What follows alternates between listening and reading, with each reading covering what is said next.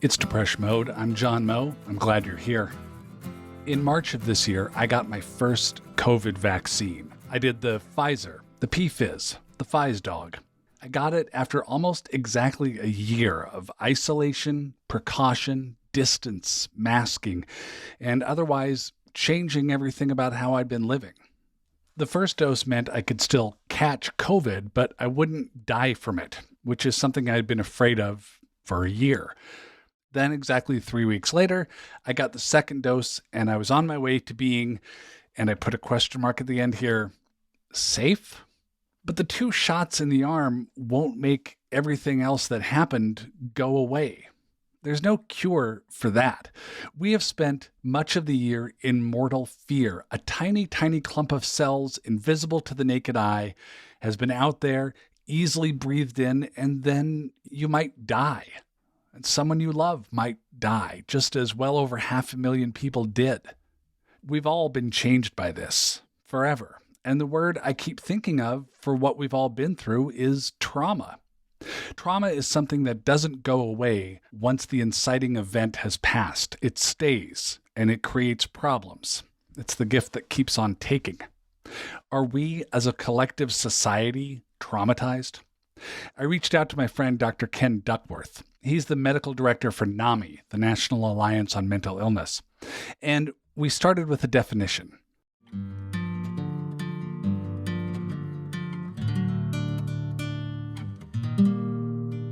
Trauma is a psychological experience which many people find overwhelming or a direct threat to their safety.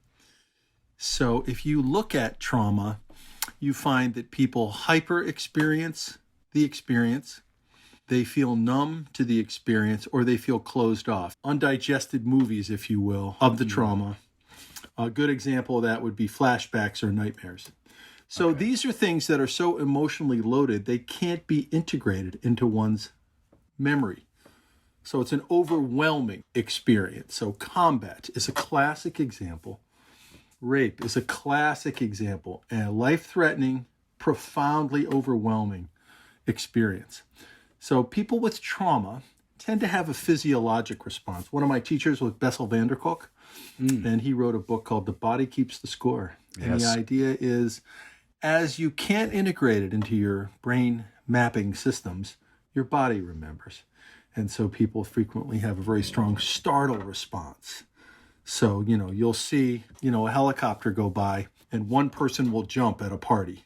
Well, that person may have had a trauma history in the service, right? A different person might respond differently to a different stimuli. So some trauma is specific, but I think the idea that there's physical, emotional, and psychological dimensions to trauma is well established. It's important to recognize that trauma is now really considered part of the mental health portfolio. We've been through periods of time in mental health. Trauma is not important. What's important is the brain, right? Trauma doesn't really matter. It's mostly imagined. Now I think we're fully on board that trauma has to be considered in every aspect of care, whether it's crisis response, hospitalization, how you prepare an office. A person might be traumatized by something that you've produced in your hospital or police response or office. And the idea is you be sensitive to that and be mindful of it. So I think we've made a lot of progress, John, on psychological trauma. But as I'm discussing this is mostly considered acute trauma, right? You're in a plane crash, right? And you're acutely traumatized. And I have a feeling you're going to ask me a little bit about the pandemic because that's more of a chronic trauma for most of us. That's the line I kind of wanted to draw and figure out where it was, because I look at what's happening this past year, deaths and fear and massive disruption of society. And I think if this was happening to one person, I could say, yes, that person lost people close to them. Their safety was in danger. They were scared to go outside. Can we extrapolate that out to an entire society and say we are all under trauma? I think small t can be generalized. That is to say, disruption, upset, Some people have found this overwhelming. Some people have lost people and can't be at their side. For those people, this is likely capital T trauma. But for many people whose lives have been disrupted, whose jobs have been changed, whose relationships have been altered, I think of relationships as mild antidepressants and mild anti-anxiety interventions. And so, we've lost, in losing so many of our in-person connections, some of these things. I do like to say side effects. Some relationship may cause conflict about loading the dishwasher, right? So, if it has anti-anxiety and antidepressant qualities, relationship, the side effects are mild of loving relationships, if at all kidding aside. And I think that we've lost that in this. And for some people who have a pre-existing vulnerability, that is more traumatic. For some people who lived with panic disorder or prior depression or bipolar disorder, that may be harder on them. So it's very individual. The people who have lost their jobs, the people who've lost loved ones, I would likely report this as capital T trauma. And one of the other things about the person dimension of this in a larger population is prior history of trauma typically informs current trauma. John, you know about the adverse childhood experience study. People who've been traumatized in youth, and this is a retrospective work of genius, tend to have more mental health and medical vulnerabilities later in life. So is it something that the body remembers, per Dr. Vanderkolk? Is it something that changes your risk-reward interaction? Like, what is the change? But if you have more traumatic experiences younger in life, you're more vulnerable to medical, mental health, and substance vulnerabilities later. And of course, trauma.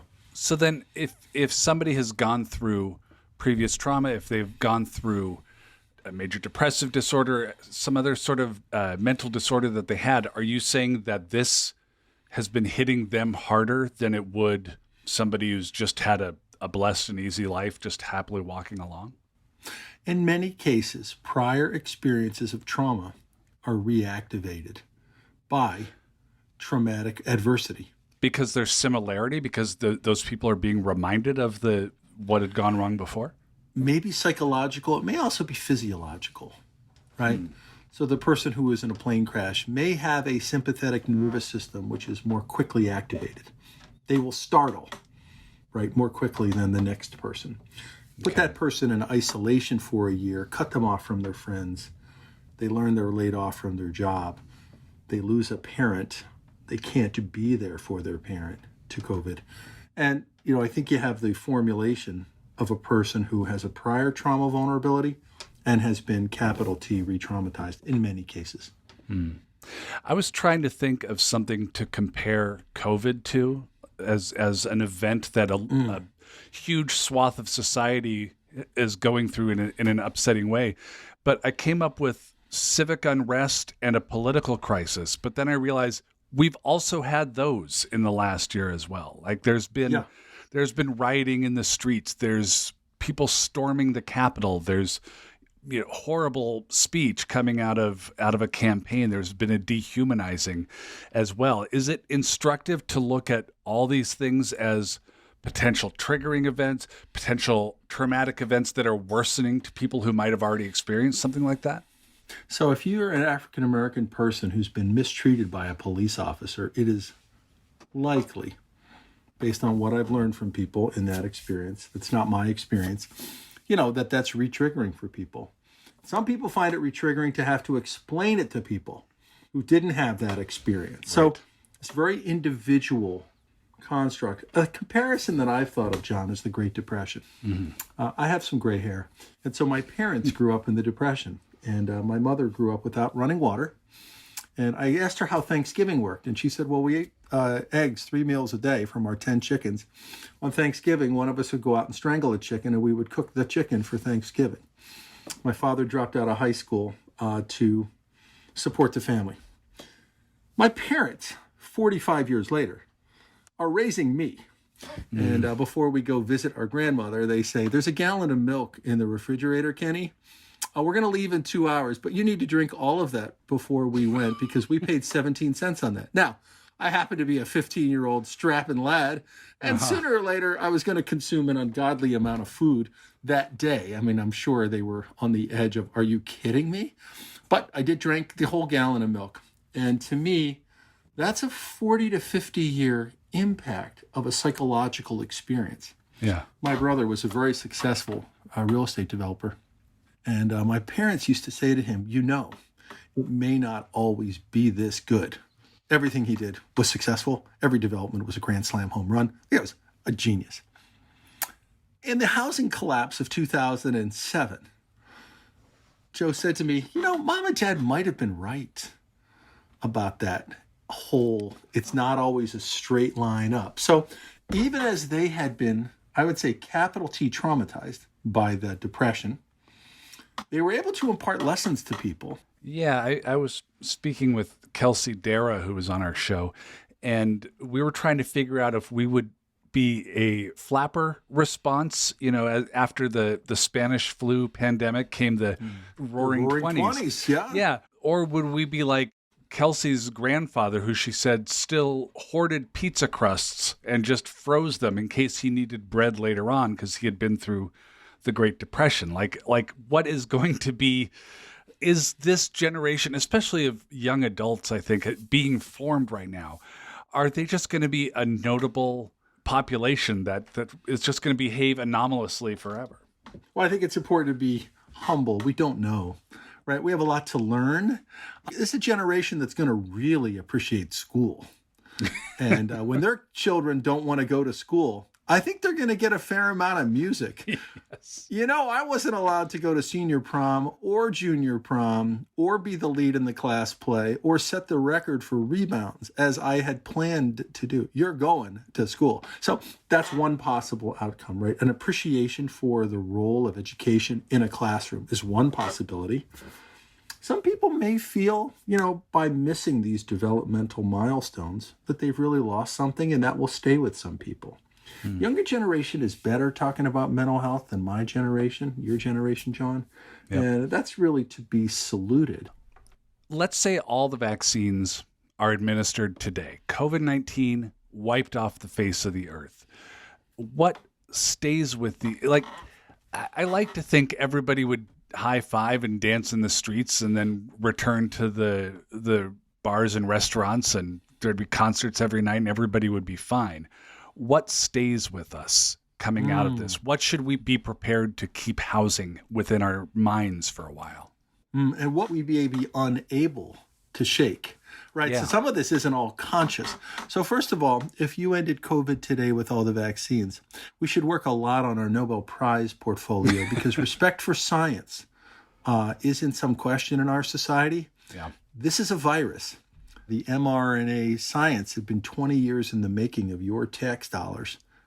And it's returned something that's life-saving. But there are other ways to do it. So the first is a profound respect for science, right? I would say, which it's been painful for me as a physician to see wanton disregard for science by many people with a voice. That's the first thing. The second thing is, I think a lot of people will be anxious to return to life as it was. Remember, we're pretty well wired, John, to be mindful of mastodons that could easily eat us and ruin our day. So when you have something really good happen to you and something really bad happen to you in a day, it's common for people to stay with the thing that was hard or perceived failure or humiliation, as opposed to the fact that you did something really great or something went well for you. I think that's wired into our sympathetic nervous system. Pay attention to the stressful, anxiety-provoking thing that will keep you alive. Now, the thing isn't a mastodon. It's a microscopic collection of DNA that is kind of alive and kind of dead and incredibly scary, right? Because you don't know how it's going to hit you, and you don't know if it's going to hit somebody you love, and you don't know if it's going to kill somebody you love or you. So the fear process in a person is real. It's important to recognize that. It's normal to be afraid and anxious. How soon you can take the foot off the brake is going to be different for different people, right? Risk takers are already taking risks right now, right? They are going to events right now becoming part of super spreader events. That's happening right now. I have a feeling they're going to have less anxiety per square inch going back to life. People who have learned that working from home works for them. They're introverts. They secretly never liked business meetings. In fact, they hate corporate events, right? I think there's a psychological response for them.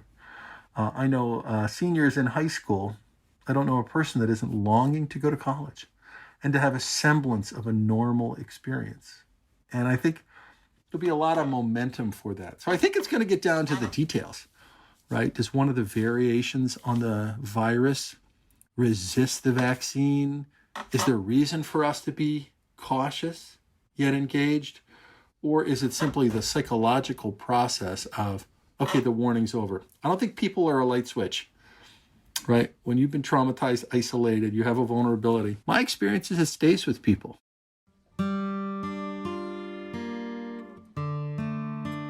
More with Dr. Ken Duckworth in a moment. By the way, his chair squeaks. Stipulating that everybody has a different response and, mental health never plays out the same way for any two people. Isn't it logical that there's going to be a jumpiness long after we know that you're vaccinated? Like you won't catch the virus, but you're still going to be jumpy forevermore and like scared to talk to people up close and telling your kids not to breathe on other people because you never know. Is that going to still be with us? I think your mileage may vary. I think some people will feel that way. So I'm vaccinated. I'm a physician. I'm volunteering, giving shots next week, Great. Right? So how fun is that to be able to get engaged in this? But I still wear a mask. Do I think it's a little silly because I'm actually vaccinated now? Yeah. I would appear to be a very low-risk lad. But it turns out I'm still a little anxious. I want to see that it's okay. I'm wearing a mask. I'm like, well, if I forget the mask, I go back and get the mask. I still do that, even though I'm vaccinated. So I think psychologically, when I watch a movie, John, and I see people in a bar talking, I'm like, hey, they're not wearing masks, right? So psychologically, something's going on with me, right? That I've integrated this idea of a protective shield around my face and around my psyche in some ways from this unknown terror. So everybody's going to be different in this regard. And I think the idea is to be gentle with yourself. If you feel, this is going to take a while, that's okay. If this is going to be reactivating for you, know that. You might want to seek help to figure that out, whether it's cognitive processing therapy, EMDR. Heavy aerobic exercise downregulates the physiology part of trauma. Right? Check with your doctor before you do heavy aerobic exercise. So this wave of people in a mental health crisis coming out of COVID, what are they reporting? What are they complaining of? And what's the crisis in terms of a diagnosis that is the most common? Center for Disease Control did a very elegant study in August of 2020. So it's not brand new. Here we are talking in March of 21. But it was a real-time biopsy of thousands of people who online took the standardized test that you might take in your primary care office or I might take. The PHQ-9 for depression, the GAD-7 for anxiety, a trauma scale. They asked people, how are you doing? And what they found is just under 42% of people had clinically significant mental health symptoms. 42%. So we at NAMI say 1 in 5. We're talking over 2 in 5 now. Now, that was from the last week of June. It's unimaginable that it's better. It's unimaginable that it's better. Right. So more people have died, more people have lost their jobs, more uncertainty. So I think that anxiety, depression, trauma, and relapse were the big 4 in that order. What do you mean relapse? If you have a substance use disorder vulnerability, okay. People are picking up alcohol, they're returning back to the vulnerability. Again, if you think of them for some people as a self-medication construct, right? Your mental health is in good shape and you have good supports in place, you don't need to use. Put the people in isolation. Some people don't like online AA or NA. Some people under that pressure have a recurrence of cravings or anxiety and depression, right? Because, of course, co-occurring disorders are common in this line of work. But anxiety was number one, depression was number two, trauma, which you mentioned earlier, was number three. 26% of people reported traumatic feelings or experiences rooted in trauma, and 13% of people reported relapse or increased consumption of substances. So let's say you get to 42%. It's also interesting, John, back to your earlier point, it wasn't across the board. Young people, very high numbers. 18 to 24. They didn't do kids, they did adults. Very high numbers. High numbers of distress, high numbers of suicidal thoughts in the last 30 days. And I look at this as a child psychiatrist through the developmental lens. I'm supposed to be watching Netflix. I have a couple of gray hair. I'm supposed to be home hanging out, right? Right. I've already gone through some developmental stages where I've cobbled together some love, some friendships, a career. It is what it is. But, you look at somebody who's 18 years old, they haven't figured out their identity. Can they love someone? Who are they? Are they lovable? What are they going to be? Where's their place on this earth? It's zero surprise to me at all that population's been hit harder. People of color, essential workers, and unpaid caregivers, John, had very high measures of distress. So now you're at home caring for someone who's ill, vulnerable, didn't say what kind, and you lack your ability to walk out the door and spend time with somebody you care about in person over a coffee or a beer or a substance of your choice, right? And so the sharing human piece. So for some people, again, this isolation, you lose the antidepressant effect of human connection. What should we keep in mind coming out of this as people with brains, as people with heads and minds, to make sure that we're kind of on track and living our mentally healthiest life? And what should we keep in mind for those around us, for our loved ones, for our kids, for our parents? Well, thank you for asking me an easy question, John. Yeah. What's the best self-care that we can administer all, in an evaluative sense? A cognitive framework of compassion. If you didn't learn how to speak Spanish or become an organic gardener during this year of, terrible things, that's okay. If you've battled a little bit with a mental health vulnerability that's familiar to you and you thought you had it under control, be compassionate to yourself. A lot of people are feeling this. NAMI is one of our big expressions is you are not alone. It was really never truer than in the pandemic.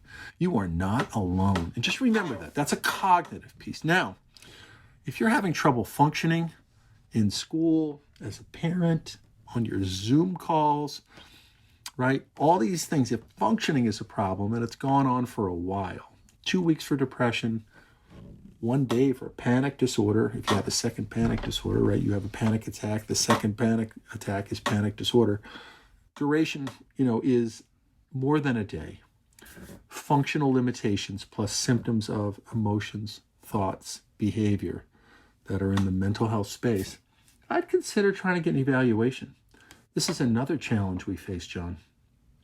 It takes 8 months to make a mental health wave, and it takes 8 years to make a social worker. So we're having a supply-demand mismatch that has gotten quite intense. And it's really important to recognize that you have to, like a vaccine, you have to find a way to get in line. Let's get on somebody's wait list, get on somebody else's wait list, beat up your health plan, have them do what they're supposed to do because you're writing them a check every month for your health care. There's this whole concept of out-of-network mental health practitioners. But also do things that you've done while you're waiting. For some people, online support helps. NAMI support groups help. AA can help. So I don't think that, the end all and the be all is to get a mental health evaluation, but they have tools that can help you. But my major message is compassion, lowered expectations. If you felt that your kid didn't learn much this year, again, you are not alone. Your kid is bright, and that's going to have a cohort effect more than it's going to have an effect on your child. I can confidently say that your kid did not learn much this year in what was called school. So don't worry about that at all. That's right. And I've started several writing projects. So in terms of starting projects, I've done great. Finishing, not so much. Well, good.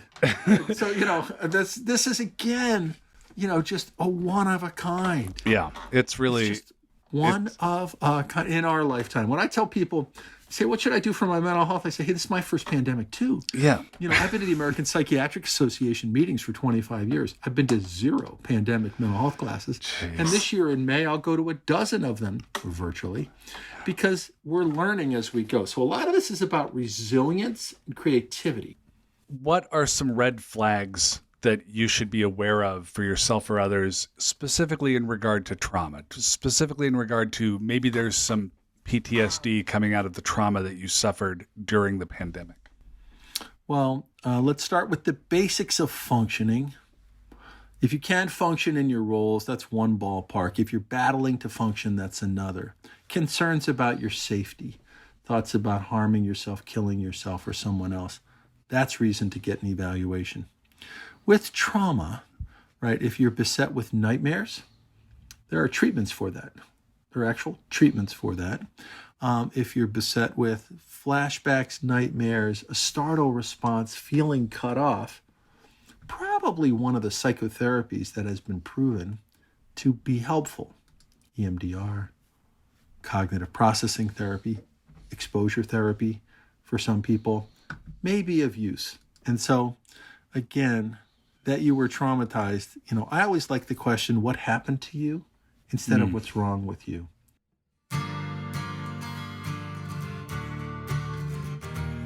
That's Dr. Ken Duckworth, Medical Director for the National Alliance on Mental Illness. Lots of good insight and information available at NAMI.org, NAMI.org.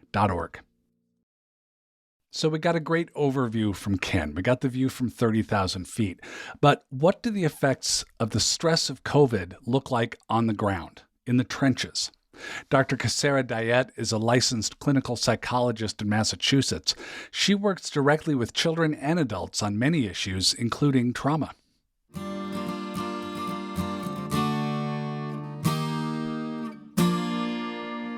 Just from a very basic perspective, the number one complaint that many folks I see have talked about is issues with productivity. So, their relationship to being productive and how to understand that as they've been maybe stuck at home, having a lot expected of them, working under unusual circumstances. They've really struggled with feeling a lot of shame around not getting the same amount of work done that they normally would. So that's just across the board. And for the college students I see, they've been struggling with their school experience being interrupted and not being able to keep up with their schoolwork in the same way because of the situation. Yeah. When you say productive, is that in terms of people's jobs or just in terms of people's overall lives? Both, for sure. So folks have fallen behind on exercise routines that they would normally do, maybe writing. For many of my folks who are creative and love doing music, a lot of their creative outlets they feel like has suffered, but also they feel like what they're producing in a work day isn't the same.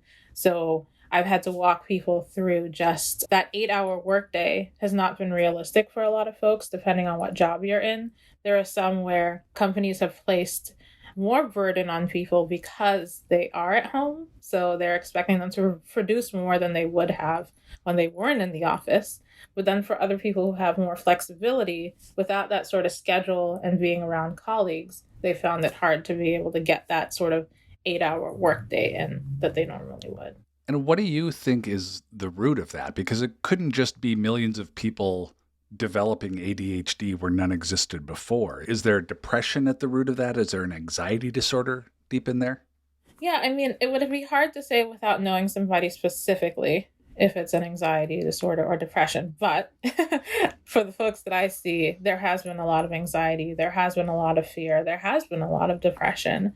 But it's also just realizing that society has expected certain things of them and continued to expect those things of them, at least at the start of the pandemic to the middle of the pandemic. And they didn't know how to deal with those expectations not changing while everything about their lives did, right? And things started feeling even more out of control. And that feeling of lack of control and not knowing how to deal with this really, ramped up people's fears, ramped up people's feelings of hopelessness, and interrupted folks' sleep and things like that. So when we think about the term trauma, it's often applied to a upsetting event. There's, an incident of violence where you feel unsafe or you're in mortal fear. It's a car crash. It's something like that that causes damage, that causes enough upset that you can't really process it in the moment. It gets shoved away. It creates problems later. Do you think that what's happening in a lot of the people you see is genuine trauma? Absolutely. Absolutely. And I would say that without any, worry about pushback. A lot of folks have used the term collective trauma to discuss what's going on in the pandemic, to describe what we've been going through, global trauma. And historically, we know that global trauma is, any majorly upsetting, disruptive event for large groups of people in an entire society.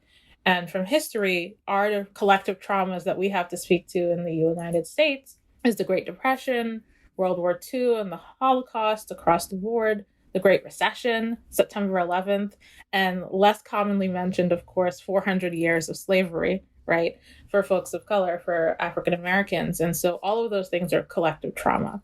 And those things have ways of disrupting our entire way of being in society, but also as individuals, that is very much parallels trauma responses. So if we're seeing collective trauma, if we're seeing individual trauma, we're coming up in a point where we're going to be vaccinated. Like by summer, people who want to get vaccine can get the vaccine and will reach that 80% or whatever it is herd immunity threshold. What happens then? Like, we don't magically get over all that we've been through with COVID, with watching all these people die, watching all these problems emerge. What are we like after? I think that's the question, right? That is on many folks' mind. And from what, at least we can't predict what's going to happen. But from what we do know about trauma, a lot of people have been stuck in sort of a stasis, so to speak, unable to process.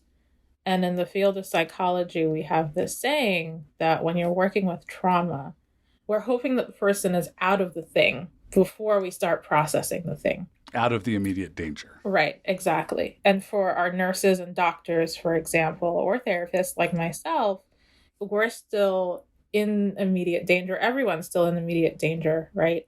And that processing has been put on hold. There's a lot of ungrieved grief.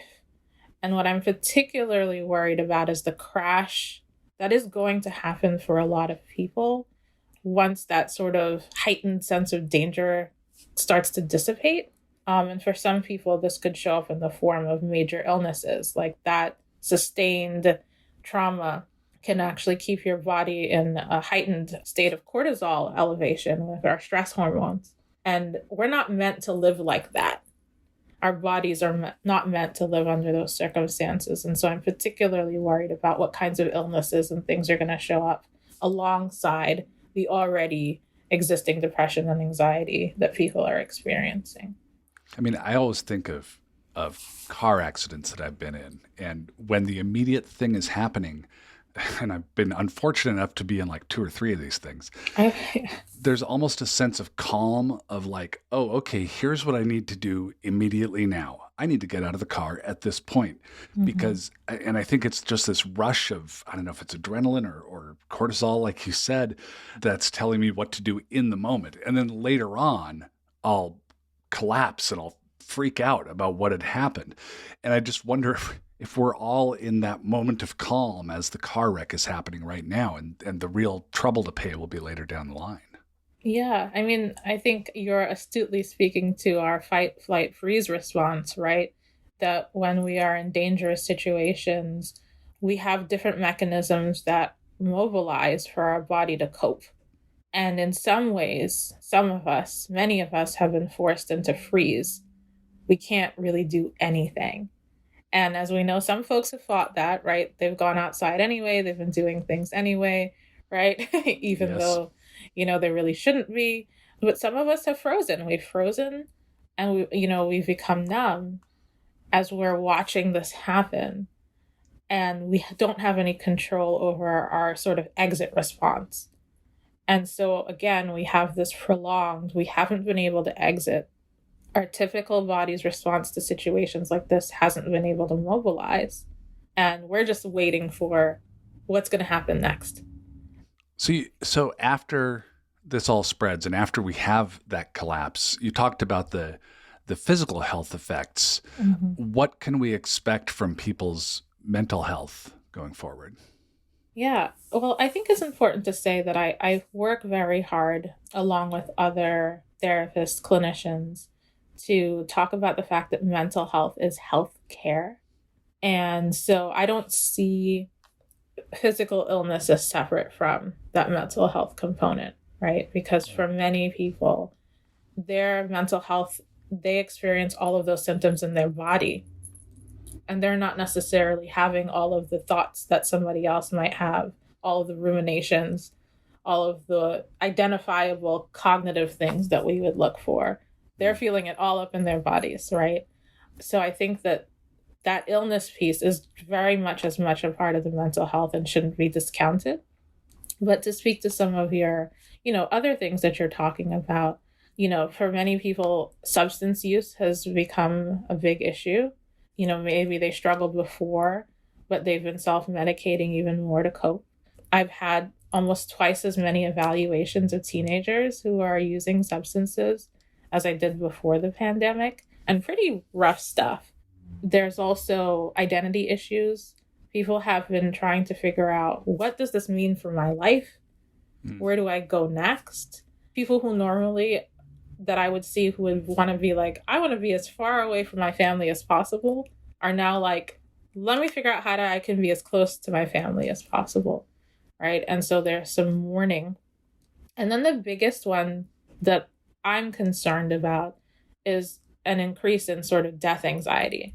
So, death anxiety is sort of normal fears that people have about death and illness and dying, right? And before the pandemic, what we would consider abnormal, I put that in air quotes for those who can't see me, is now what is normal, right? It's normal to worry about people getting sick. It's normal to worry about yourself getting sick. It's normal to worry about your loved ones dying. And what's going to happen when we're sort of in a relaxed state, and maybe that's not as pressing? I think people are still going to be worried about that. And is that going to paralyze them as they're trying to readjust to their lives? I think people are also maybe going to either try to go all in on social activity and overwhelm themselves, or find themselves avoiding because they're so anxious about some of the same things that we've had to worry about. Is this still safe? How do I readjust? And I don't know how much you watch parodies and memes, but I've seen a lot of these great videos about people talking about post-pandemic dating. Uh-huh. Have you seen any of these? No, I can only imagine. I mean, they're funny, but they're funny because they're on the nose, right? Like, people are worrying, how close do I sit to someone? Right. Do I touch you? Do I ask for a hug? So I think there's going to be a lot of worries about, in our mental health, the impacts of readjusting to social contact. And then on the more extreme end, especially for our first responders, nightmares, flashbacks, I think we're definitely going to be seeing a lot of active PTSD symptoms. So what should someone keep in mind as we're heading into this new world? What do you tell individuals in terms of advice for being as prepared as possible? I think it connects back to some of the things that I'm saying, right? Is that I think the best way to put this is being mindful of your energy, right? We've all been working with different levels of energy. And I think for some of us, it's going to be really tempting to just throw ourselves back into social engagements because it feels safer and overwhelm ourselves, right? Yeah, we're not in shape for that yet. Exactly. And we might not be prepared for other people's anxiety, right? And interacting with that. And so I do strongly suggest people sort of being intentional about spacing out their social contacts a little bit so that they can check in with themselves in between to see how they're doing. And for people who are worried about spending time with people, being intentional about scheduling some social contact so they can sort of get used to that. I think workplaces are really going to have to be vigilant about employees struggling to return to normal work schedules. And, I know some places are still planning to do hybrid, but if they aren't, and everybody's been staying at home, I would highly recommend that they be thoughtful about how they reintegrate everyone back into the workspace. Because I think it's going to be hard for people. I think it's going to be really hard for people. And I know we want to get back to it, and it's still going to be hard. Like both of those things can be true at the same time. The pandemic was already going on, was already in full swing when George Floyd was murdered. How did these two situations affect each other, inform each other in in the double crisis that was going on, according to people that you've seen? I mean, I see a lot of people of color. I see a lot of immigrants. So I see a lot of folks in the Black community, and racial reckoning and racial trauma layered on top of COVID trauma really paralyzed a lot of the people that I see. And I'm also perfectly fine to admit, including myself. Sure. Like it was a lot of how do we handle this on top of everything else that's already happening to everyone. When you say paralyzed, what does that paralysis look like? Not being able to think clearly, especially for people of color. Racial trauma makes it hard to think with any sort of clarity about what's happening in your life. We may also gaslight ourselves, right? That internalized part of racism where we're like, well, should I be this upset? Should I be feeling this way? People didn't know how to respond to what white friends were feeling, sort of saying this is so horrible and things like that. White friends looking to their Black friends to contextualize everything and maybe reassure them. Exactly. And crying a lot to them, right? Or not knowing how to check in. Like I was teaching people, how do you check in with your Black friends?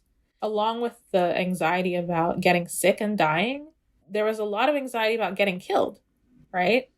And just carrying around the losses of Black people just piling up and piling up and piling up in your psyche adds to another sense of lack of integrity of your body. Like you don't know what's going to happen to your body. It doesn't belong to you.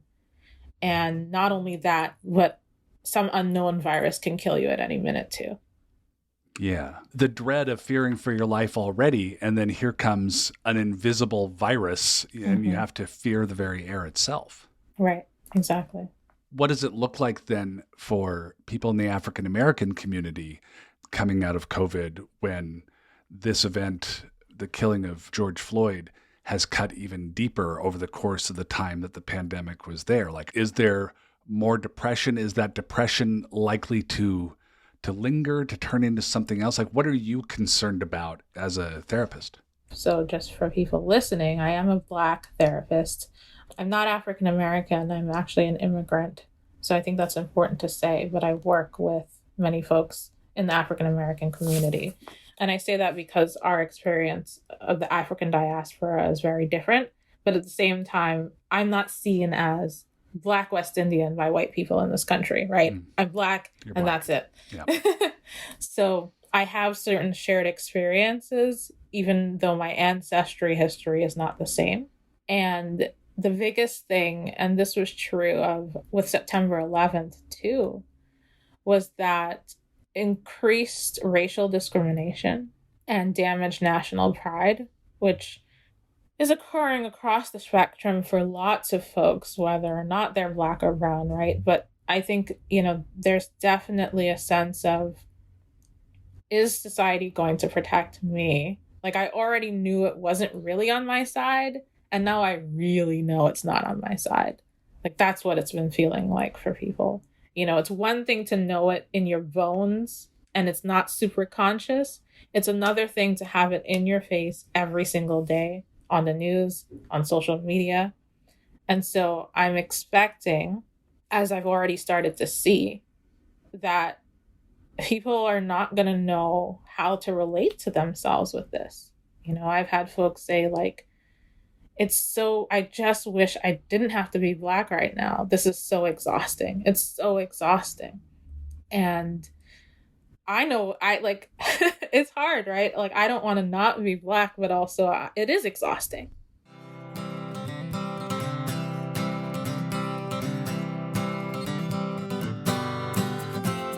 That's Dr. Ksera Dyette. She says her calendar has been full since last May. No room for new patients. Does not even have any other therapists to refer people to. Everybody she knows is full as well.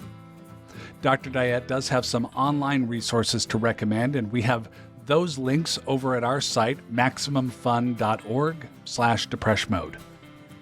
Next time on Depression Mode, he lost his marriage, his children stopped speaking to him, he was staring into the abyss, and hosting a popular comedy show every week. And he got through it. What I could eventually figure out is that if I could get through each day, then tomorrow I could see what happened. If you cannot see any end to the darkness, then don't think about that. Don't think about how this is all going to end. Just get through the day. Just get through the day. Peter Sagal of NPR's Wait, Wait, Don't Tell Me talks desperation and rebirth.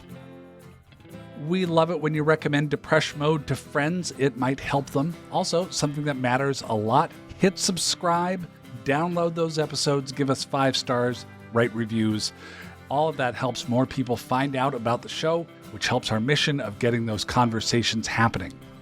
Depression Mode is your show too. You're on the team. Let us know who you want me to interview, what issues you want to hear about. We want your requests. You can email us. Our electric mail address is depressionmode@maximumfun.org. Speaking of requests and keeping in touch, the Max Fund Drive is coming up in just 1 week. It is your chance to make membership on the Depression Mode team official. It's a way to celebrate Mental Health Awareness Month, and it's a way to guarantee that Depression Mode stays strong and ready for you and for people you know. And also, we have cool thank you gifts. May 3rd, that starts. May the 3rd be with you for the Max Fund Drive. We're on Twitter and Instagram at DepressionPod. Our Depression Mode newsletter is available on Substack. Search that up. I'm on Twitter at John Moe, all one word. Same on Instagram. Depression Mode is produced by Gabe Mara. Our senior producer is Laura Swisher. Our theme song, Building Wings, is written and recorded by Rhett Miller, a.k.a. the Serial Lady Killer. I'm always falling off of cliffs now, building wings on the way down. I am figuring things out. Building wings, building wings, building wings. No one knows the reason, maybe there's no reason, I just keep believing. No one knows the answer, maybe there's no answer, I just keep on dancing. Hey, this is Hannah from Minneapolis, and I promise you're not the only one who feels this way. If you need it, the National Suicide Prevention Lifeline is available 24 hours a day, 7 days a week. It's free. It's at 1-800-273-8255. That's 1-800-273-TALK. That number is also available immediately if you Google the word suicide. Thank you, Google, for that. To reach the crisis text line, text the word HOME to 740-740. I'm so glad you were here to listen to the show. Depression Mode is a production of Maximum Fun. I'm John Moe. Bye now.